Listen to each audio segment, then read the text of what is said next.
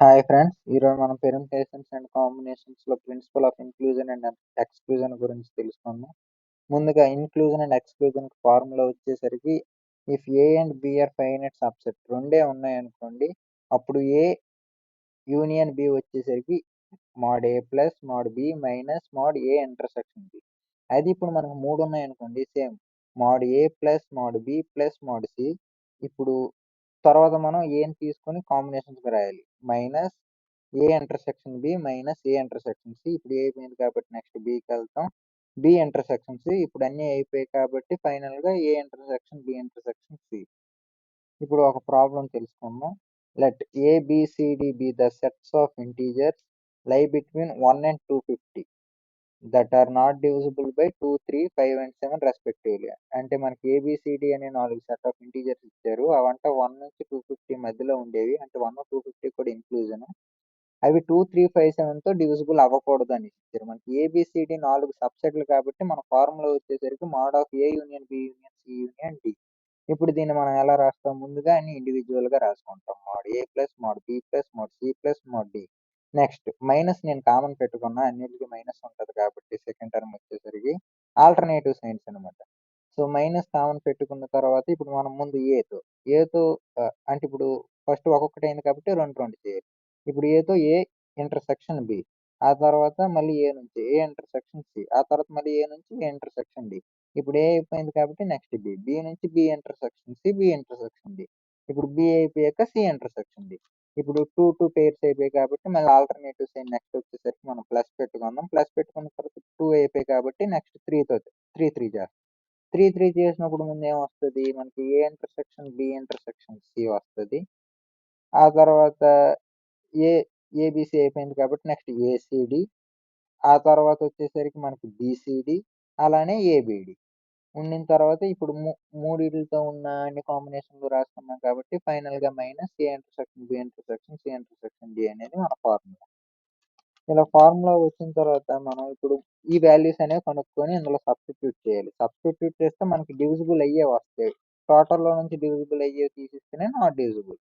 So ఇప్పుడు మనం mode ఏ mode B ఇవన్నీ ఎలా కనుక్కోవాలో చూద్దాం. ముందుగా మోడ్ ఏ ఎలా కనుక్కోవాలంటే మనకు టోటల్ నెంబర్స్ 1 నుంచి 250 మధ్యన వచ్చేసరికి టోటల్గా 250 ఉంటాయి కాబట్టి 250 బై మనకి ఏ అంటే బి అనుకుందాం, బి అంటే 3, సి అంటే 5 అండ్ డి అంటే 7 క్వశ్చన్ పరంగా. సో ముందు ఇది మోడ్ ఏ కాబట్టి 2తోనే డివిజిబుల్ చేస్తాము. సో 250/2 అంటే 125. ఇప్పుడు అలానే ఇప్పుడు మోడ్ బికి వచ్చామే అనుకోండి, మోడ్ బికి వచ్చేసరికి టోటల్ మనకి 250 అవి మారవు, కానీ ఇది మోడ్ బి కాబట్టి మనం 250/3 చేస్తాం అనమాట. 250/3 చేస్తే మనకి 83.33 వస్తుంది. కానీ ఇక్కడ మనం ఓన్లీ ఫ్లోర్ ఫంక్షన్స్ తీసుకుంటాం. అంటే ఇప్పుడు మనకి 83.33 వచ్చినా ఎంత వచ్చినా 83నే వేసుకోవాలి. ఇప్పుడు నెక్స్ట్ అదే విధంగా మోడ్ సి 250/5 అది డైరెక్ట్ 50 వేసేస్తాం. అలానే మోడ్ డి 250/7 అది చేస్తే మనకి 35.7 వచ్చింది. కానీ 36కి నియర్ గానీ చదివేయకూడదు. 35.7 ఉన్నా 9 ఉన్నా ఎంత ఉన్నా సరే మనం 35 ముందున్న నెంబరే వేసుకోవాలి. ఆ తర్వాత ఇప్పుడు మనం A intersection B, A intersection C, ఆ నెక్స్ట్ అన్ని 2 ఉన్నవి ఎలా కట్టాలో చూద్దాం. 2 ఉన్నవి ఎలా కట్టాలంటే టోటల్ మనకు 250 ఏ ఇంటర్సెక్షన్ బి కాబట్టి ఏ వాల్యూ 2 బి వాల్యూ 3 2 × 3 6 అలా అనమాట. సేమ్ ఇక్కడ కూడా అంతే, పాయింట్ తర్వాత ఎంత ఉన్నా మనకు అనవసరం, ఆ ముందున్న నెంబరే మనకు కావాలి. అలానే ఏ ఇంటర్సెక్షన్ సి చేసినప్పుడు మనకి A2B5 కాబట్టి 250/2 × 5.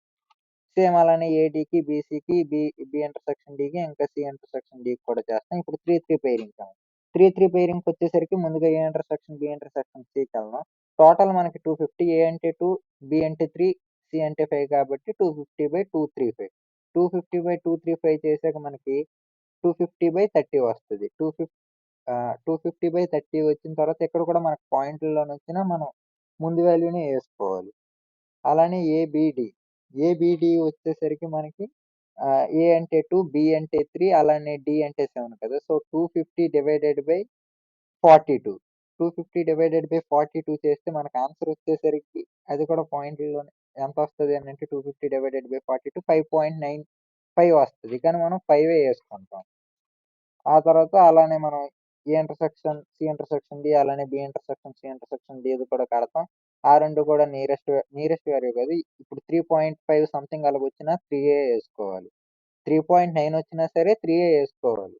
ఏదైనా పాయింట్ ముందున్నదే వేసుకోవాలి అది.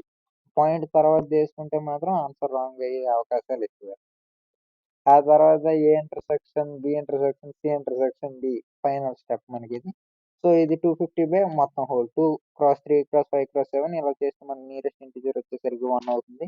సో ఇవన్నీ తీసుకెళ్ళి మన ఫార్ములా ఎలా వేద్దాం అంటే మోడ్ ఏ వాల్యూ ముందుగా ఫార్ములా రాసుకున్నాం A union B union C union D.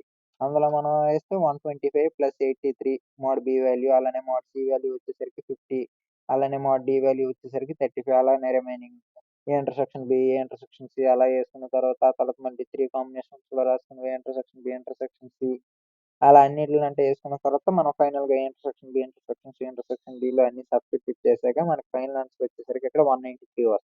కానీ ఈ 193 మనం ఎలా కట్టాం, డివిజిబుల్ బై 2357 కట్టాం.